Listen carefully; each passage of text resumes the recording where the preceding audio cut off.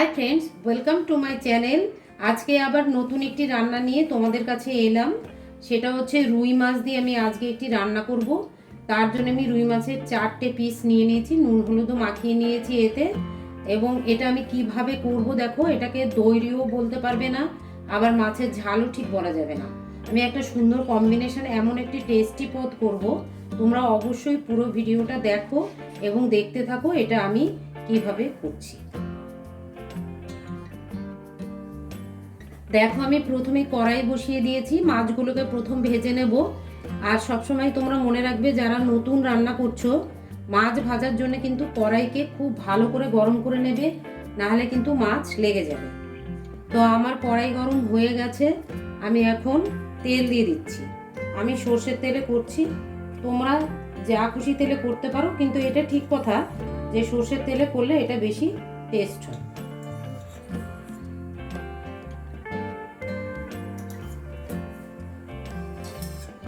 তেল গরম হয়ে গেছে, এবার আমি মাছ দিয়ে দিচ্ছি।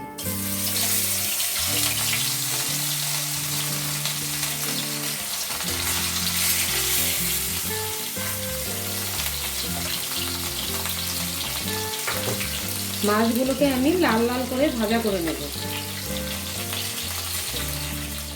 মাছ ভাজা হয়ে গেছে, মাছ ভাজার একটু তেল রয়ে গেছে, আর আমি আর একটু তেল এর সঙ্গে অ্যাড করব।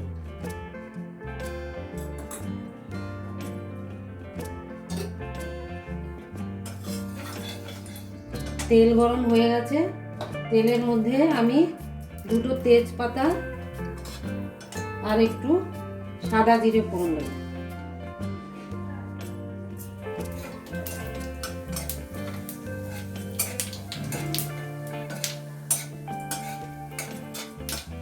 ফোড়নটা হয়ে গেছে, আমি প্রথমেই যেটা দেব সেটা হলো একটু পেঁয়াজ বাটা।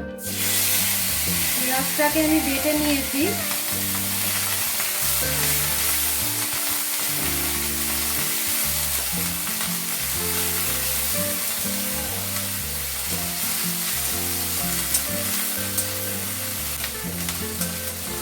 পেঁয়াজটা অল্প অল্প ভাজা হয়ে গেছে, এবার আমি এর সঙ্গে সমস্ত মশলাগুলোকে অ্যাড করব। তোমাদেরকে দেখিয়ে দিচ্ছি, আমি সব মশলা একসাথে নিয়ে নিয়েছি।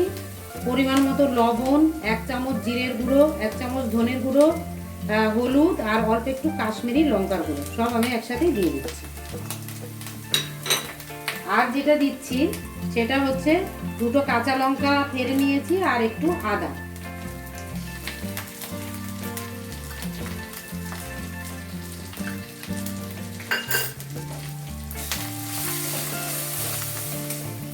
অল্প অল্প জল দিয়ে এবার মশলাটাকে কষাতে হবে। একটু জল দিয়ে মশলাটা না কষালে মশলা পুড়ে যায়। প্রথমে ভালো করে এবার আস্তে আস্তে ফায়ারটাকে একটু স্লো করে রেখে জল দিয়ে দিয়ে আগে ভালো করে কষিয়ে নিতে হবে।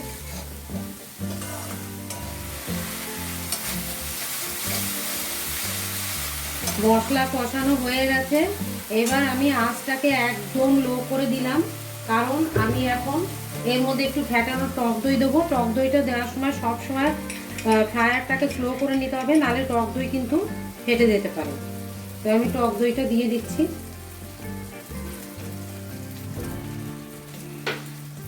এবার তাড়াতাড়ি নাড়তে থাকতে হবে।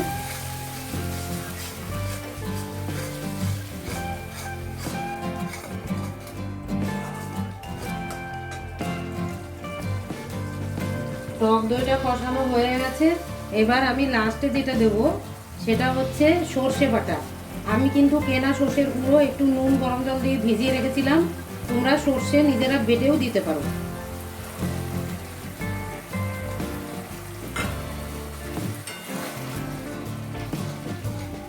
সর্ষে বাটা দিয়ে কিন্তু বেশিক্ষণ রান্না করবে না, কারণ সর্ষে কিন্তু তাহলে তিতো হয়ে যেতে পারে।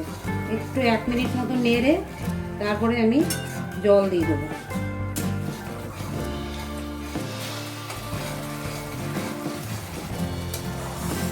কষানো একদম হয়ে গেছে, এবার আমি জল দিয়ে দিচ্ছি।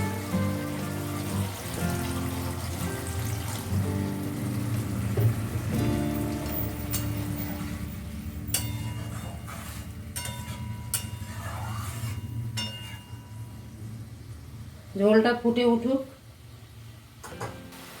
ঝোলটা ফুটে উঠেছে, এবার আমি মাছগুলো দিয়ে দেবো।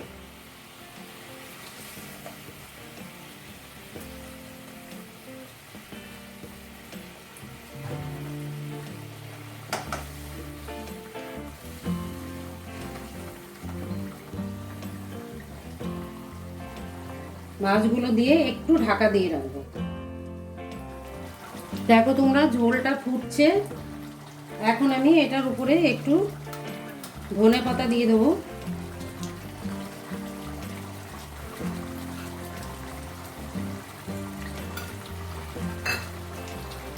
আর একটু অল্প করে গরম মশলা দেবো।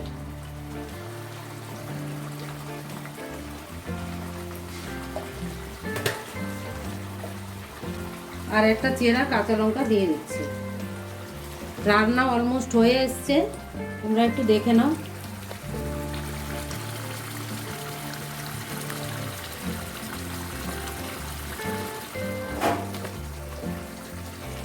রান্না একদম রেডি। এবার আমি নামিয়ে নেব। এটা কিন্তু বেশি ঝোল রাখবে না, মোটামুটি অল্প ঝোল রাখলেই হয়ে যাবে। তাহলে আমি এখন নামিয়ে নিচ্ছি। দেখো আমি নামিয়ে নিচ্ছি।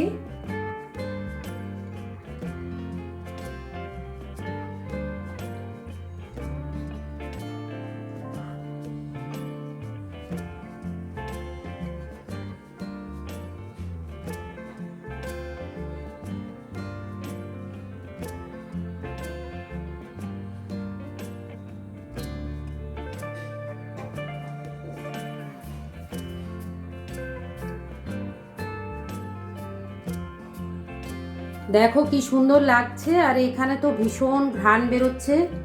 খেতে ভীষণ ভালো হয়। এটা আমি মাঝে মাঝেই বাড়িতে করি।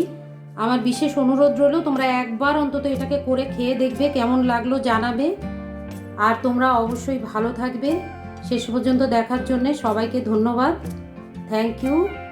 Thank you for watching. Take care. Bye by.